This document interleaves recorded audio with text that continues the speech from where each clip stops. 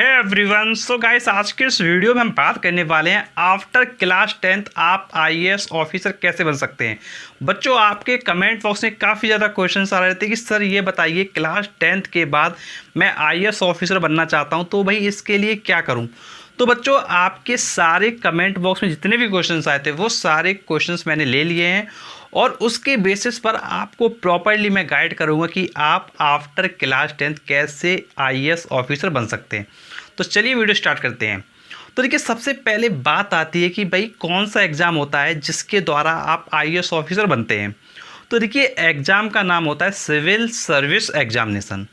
Exam का नाम है सिविल सर्विस एग्जामिनेशन, जिसको आप कहते हैं सीएसई, और ये एग्जामिनेशन यूपीएससी के द्वारा कंडक्ट कराया जाता है। तो यूपीएससी हर एक साल क्या है, सीएसई एग्ज़ाम कंडक्ट कराती है और एग्ज़ाम कंडक्ट कराने के बाद आईएएस, आईपीएस, आईएफएस, आईआरएस जैसी पोस्ट पर क्या है लोगों को पोस्ट देती है। तो ये तो बात हो गई कि भाई किस एग्ज़ाम के द्वारा आप बनोगे, तो वो एग्ज़ाम है आपका सिविल सर्विस एग्जामिनेशन। अब इसके बाद अगला क्वेश्चन आता है कि भाई इसके लिए कितनी एज होनी चाहिए, कितनी क्वालिफिकेशन होनी चाहिए। तो बच्चों, इसके लिए जो एज होनी चाहिए वो होनी चाहिए 21 ईयर से 32 ईयर के बीच में।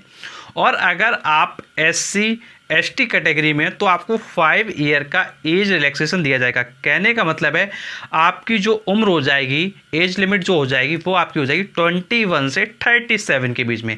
और अगर आप ओबीसी कैटेगरी में हैं तो आपको 3 ईयर का एज रिलैक्सेशन दिया जाएगा। तो उस केस में आपकी एज लिमिट हो जाएगी 21 से 35 ईयर। और जो लोग जनरल में हैं उनके लिए 21 से 32 ईयर रहेगी। अब ये बात होगी आपकी एज लिमिट की। नेक्स्ट क्वेश्चन आता है कि भाई इसके लिए क्या क्वालिफिकेशन मांगी जाती है। तो इसके लिए क्वालिफिकेशन मांगा जाता है ग्रेजुएशन, मतलब आपको ग्रेजुएशन करना पड़ेगा। अब ये ग्रेजुएशन आप किसी भी स्ट्रीम से कर सकते हैं। इसमें आपको मैं फॉर एग्जांपल कुछ चीज़ समझाना चाहूँगा। जैसे आप बीसीए कर सकते हैं, बीबीए कर सकते हैं, बीटेक कर सकते हैं, बीए कर सकते हैं, बीएससी कर सकते हैं। कोई भी आप कोर्स कर सकते हैं जो आपको ग्रेजुएशन की डिग्री प्रोवाइड करे। आप किसी भी ग्रेजुएशन को करें, ये आपके ऊपर डिपेंड करेगा। इससे कुछ भी लेना देना नहीं है कि भाई आपको इसी पर्टिकुलर ग्रेजुएशन को ही करना है। आप किसी भी ग्रेजुएशन को करें, आप यूपीएससी एग्ज़ाम के लिए एलिजिबल हो जाएंगे। अब नेक्स्ट क्वेश्चन आता है कि भाई इसमें आता क्या है, कौन कौन से सब्जेक्ट्स पूछे जाते हैं। तो बच्चों, इसमें देखिए एक सी सेट का एग्ज़ाम होता है जिसमें आपका मैथ्स हो गया, रीजनिंग हो गया, आपका जनरल स्टडी की चीज़ हो गई, वो सब पूछा जाता है। अब देखो, जो मैथ्स रीजनिंग वगैरह ये क्या है, काफ़ी कम आता है। इसका जो वेटेज है आप मांगो भैया ना के बराबर है। बस आपका सी सेट होता है जिसको आपको केवल क्वालिफाई करना होता है। लेकिन जब तक आप सी सेट क्वालिफाई नहीं करेंगे तब तक भाई आप क्या है आगे नहीं बढ़ पाएंगे। तो सी सेट क्वालिफाई करना क्या है, कंपलसरी है। और जो आपके मेन सब्जेक्ट्स की अगर आपसे बात करें तो मेन सब्जेक्ट्स आपके होते हैं हिस्ट्री हो गया, ज्योग्राफी हो गया, इकोनॉमिक्स हो गया, पॉलिटी हो गया। कहने का मतलब है जो आप क्लास 10th में सोशल साइंस के सब्जेक्ट्स पढ़ते हो वही सारे सब्जेक्ट्स आपके रहते हैं।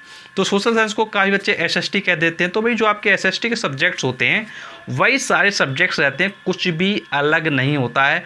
और जो बच्चा अच्छे से पढ़ रहा होता है, अच्छे से समझ रहा होता है, तो भाई उसकी जो चीज़ें हैं, जो उसका बेस है वो ऑटोमेटिक क्या स्ट्रॉन्ग हो जाता है। तो फिर आगे चल के उसको प्रॉब्लम्स नहीं होती हैं। और जो बच्चा नालायकी करता है, जो बच्चा लर्न करता है हिस्ट्री, सिविक, ज्योग्राफी वगैरह को, तो भाई उसको क्या है बेसिक की दिक्कतें फिर आती हैं और फिर उसको आगे चल के फिर से वो चीज़ें क्या है रिपीट करना पड़ता है, फिर से पढ़ना पड़ता है। पढ़ने से आप बच नहीं सकते हो। आप सोचो भैया मैं बच जाऊंगा, तो भाई नहीं बच पाओगे। पढ़ना पड़ेगा। अगर आईएएस बनना है तो भैया पढ़ना पड़ेगा अच्छे से।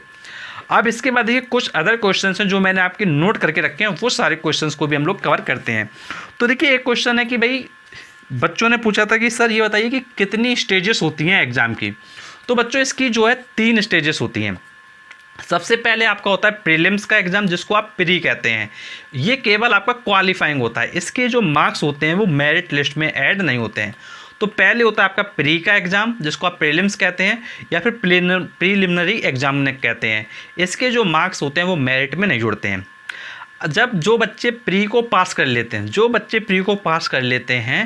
तो प्री को पास करने के बाद उन बच्चों का होता है मेंस का एग्ज़ाम। अब मेंस का एग्ज़ाम के जो मार्क्स होते हैं वो भाई ऐड होते हैं। अब जो बच्चा मेंस क्वालिफाई कर लेता है वो जाता है स्टेज 3rd में, जो होता है इंटरव्यू। और जो बच्चा इंटरव्यू को भी पास कर लेता है उसका फाइनल सिलेक्शन हो जाता है और उसको एक अच्छी पोस्ट क्या है मिल जाती है।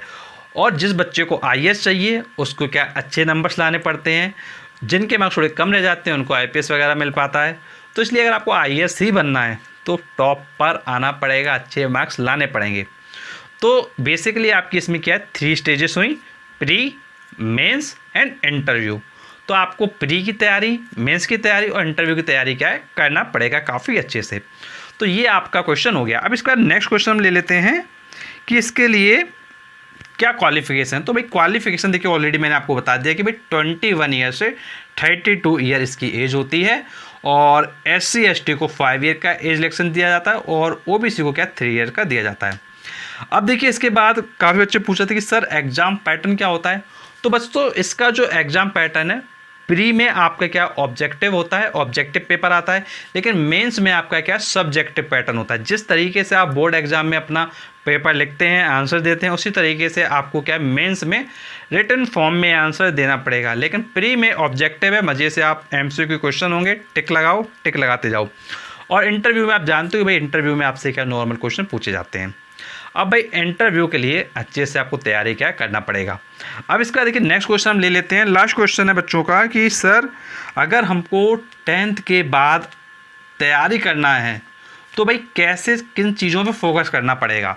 तो बच्चों देखिए अगर आपको इस एग्ज़ाम के लिए प्रिपेयर होना है, तैयार होना है, तो इसके लिए आपको देखिए सबसे पहला काम करना पड़ेगा वो है आपको फोकस करना पड़ेगा अपने न्यूज़पेपर पर। आप कोशिश करिए कि भाई आपको द हिंदू का जो न्यूज़पेपर है वो अच्छे से समझ में आए, अच्छे से सारी चीज़ समझ में आने लगे और जो आपका स्पीकिंग है वो काफ़ी अच्छे से बेटर हो जाए। तो पहला काम करिए आपकी भाई आप क्या है द हिंदू न्यूज़पेपर पर फोकस करिए। अब इसके बाद सेकंड काम आप ये कर सकते हैं, जो भी आप न्यूज़पेपर पढ़ते हैं उसमें जो डिटेल्स आती हैं, जो उसमें न्यूज़ आती हैं, जैसे सपोज करिए आपका आया बैंकिंग अवेयरनेस की मान लीजिए न्यूज़ आई, जैसे रेपो रेट का आया, रिवर्स रेपो रेट का आया, या इकोनॉमिक्स का आया जैसे GDP वगैरह आया, मतलब जिसमें कंट्री का इन्वॉल्वमेंट हो, कंट्री पर उसका इफेक्ट पड़ता हो, वो सारी चीज़ें आपको क्या अच्छे से समझ लेना चाहिए। या मान लीजिए कोई वर्ल्ड कप हुआ तो उसका डिटेल आपके पास होना चाहिए, जैसे कोई मिस यूनिवर्स बना तो उसका डिटेल आपके पास होना चाहिए। मतलब जो ओवरऑल कंट्री में हो रहा है, वर्ल्ड में हो रहा है, वो सब चीज़ें आपको पता होनी चाहिए। जो बेसिक चीज़ें आपको पता होनी चाहिए, जैसे साइक्लोन है कैसे काम करता है, क्या होता है, क्या इंटेंसिटी होता है, ये सब चीज़ें जो बेसिक पैरामीटर्स हैं इनको बिल्कुल भी इग्नोर नहीं करते हैं। अब देखो जो आपकी इकोनॉमिक्स होती है, इकोनॉमिक्स से जो शेयर मार्केट है वो कैसे फ्लक्चुएट वगैरह करता है, मतलब जो बेसिक पैरामीटर्स हैं उनके बारे में आपको छोटी छोटी जानकारी जरूर होनी चाहिए। ये नहीं कि केवल आप पढ़ते जा रहे हो लेकिन प्रैक्टिकल नॉलेज कुछ भी नहीं है। देखो प्रैक्टिकल नॉलेज अगर रखोगे तो पढ़ने में इंटरेस्ट आएगा, जब आप किसी को बताओगे, किसी को समझाओगे तो उसको अच्छा लगेगा। और ऑब्वियस सी बात है जब आप इंटरव्यू वगैरह में जाओगे और जब आप प्रैक्टिकल वे में समझाओगे तो भाई तुम्हारा सिलेक्शन हो जाएगा। और जो ऐसे बैठा होगा प्रैक्टिकल नहीं समझाएगा तो भैया वो पीछे रह जाएगा, ये श्योर है। तो इसलिए फोकस करो उन चीज़ों पर जो हमारे आसपास रिलेट हैं और प्रैक्टिकल की तरफ जाओ। ये नहीं कि भाई थ्योरेटिकल पढ़ लिया, नंबर आ गए, पास हो गए, बस हो गया। देखो अगर ये इस तरीके से करोगे तो भाई आगे अच्छे लेवल पे नहीं पहुंच पाओगे। क्योंकि भाई देखो आजकल क्या है, आपको सोच के देखो 3 कैंडिडेट आपके सामने खड़े हुए हैं, एक प्रैक्टिकल मैनर में है, एक आपका थोड़ा प्रैक्टिकल है, थोड़ा थ्योरेटिकल है और तीसरा सिर्फ थ्योरेटिकल है। तो आप किसको लोगे पहले? ऑब्वियस सी बात है भाई प्रैक्टिकल वाले को लोगे, क्योंकि भाई वो सारी चीज़ों को काफ़ी अच्छे से कर सकता है।